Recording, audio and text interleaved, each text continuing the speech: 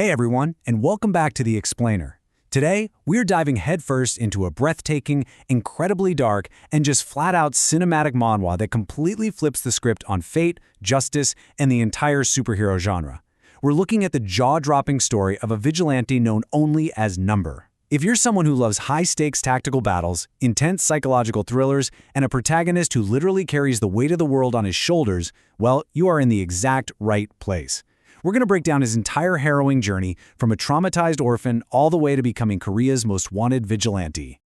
So I want you to imagine something for a second. Imagine walking down a crowded street, right? But instead of just seeing people walking by, you see glowing numbers floating right above their heads. What if you knew for an absolute fact that the number represented the exact amount of innocent lives that person was destined to take in the future? This is the terrifying ocular ability that our protagonist, Number, possesses. His eyes glow with this eerie blue flame, and it grants him a pretty twisted superpower. He can literally see future serial killers before they even commit their first crime. Okay, let's dive into this. Because Number doesn't just run around taking out anyone with a number over their head. He operates under a very strict, almost mathematical code of vigilante justice. If a person has a 1 floating above them, he actually leaves them completely alone. Why? Well, because to him, taking one life to save one life is just a net zero equation. It's trading a life for a life, which he considers a total waste of time. But if someone has a 2, or say a 200, oh, he hunts those monsters down without an ounce of mercy to protect the innocent, literally logging their last words on a tape recorder like some kind of grim reaper. But you know, every strict system eventually hits a breaking point, and Number finds his the second he encounters a young teenage girl named Jean Mo. Jeon has lived an absolutely miserable life. She's the relentlessly bullied daughter of a notorious real-life serial killer. Society has basically treated her like a monster just waiting to happen.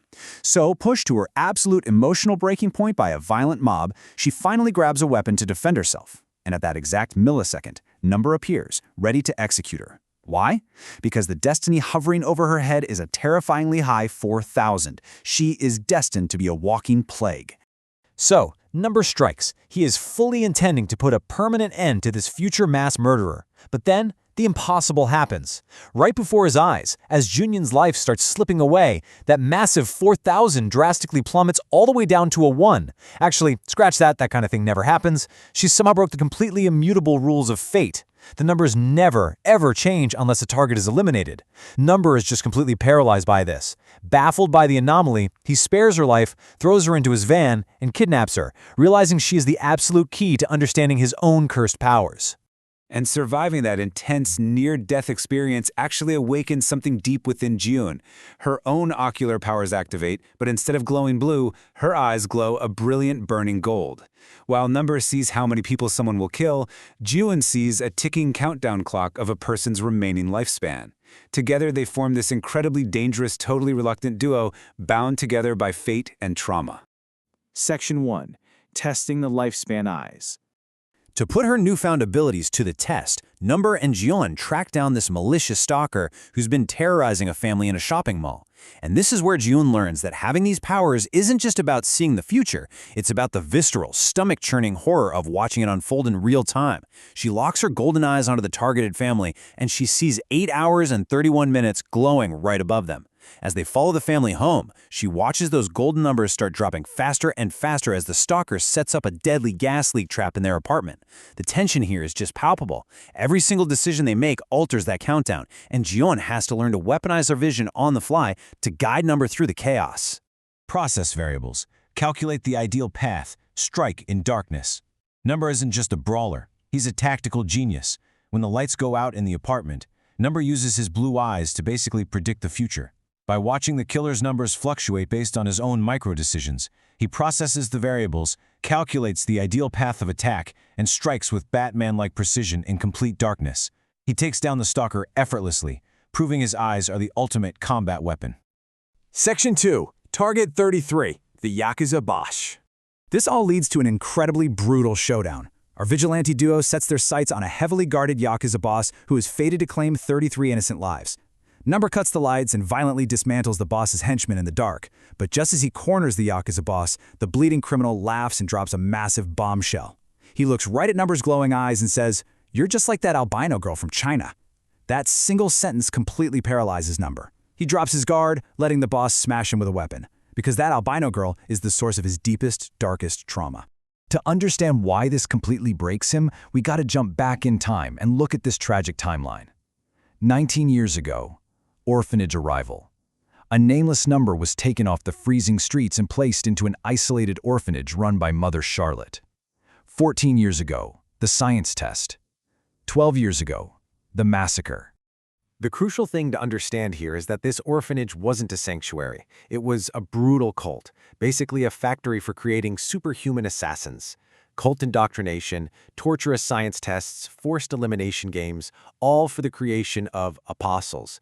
The sadistic teachers locked these kids in basement laboratories, put loaded guns into their traumatized hands, and forced them to execute kidnapped strangers just to awaken their glowing eyes. Number's closest friend in this absolute hellscape was a brilliant albino girl named Sawa, but the trauma broke her in a completely different way.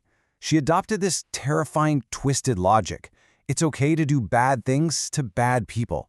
Using her newly awakened eyes, which let her see how many people a person could save, she justified a horrific slaughter. Believing her classmates were tainted beyond repair, she massacred everyone, leaving Number alive but scarred with deep PTSD, forever wondering if his own violent crusade makes him just as evil as she was. Section 3, a cliffhanger of eyes. And this brilliantly illustrates exactly what's at stake. Snapping back to the present day, Number uses pure rage to finally finish off the Yakuza boss. But the physical and mental toll is just way too much. He collapses down a flight of stairs completely incapacitated by extreme eye strain and the crushing weight of those newly unearthed memories. Jun is left all alone to drag his unconscious body to safety, realizing they have just kicked a massive, massive hornet's nest. And just when you think they finally have a moment to breathe, the story delivers another massive reveal. Enter Detective Samuel Moon. The police have finally tracked our vigilantes down, and Detective Moon is definitely not your normal cop. So now we've got 3 known powers on the board. Blue eyes see future kills, gold eyes see remaining lifespan, but Detective Moon possesses red eyes, an ocular power that lets him see the exact number of lies a person tells, and he has used this to relentlessly track their every move. The detective corners them in his squad car, confidently monologuing about how he finally has them completely trapped. But in a sudden, totally explosive cliffhanger, Number violently awakens from his coma.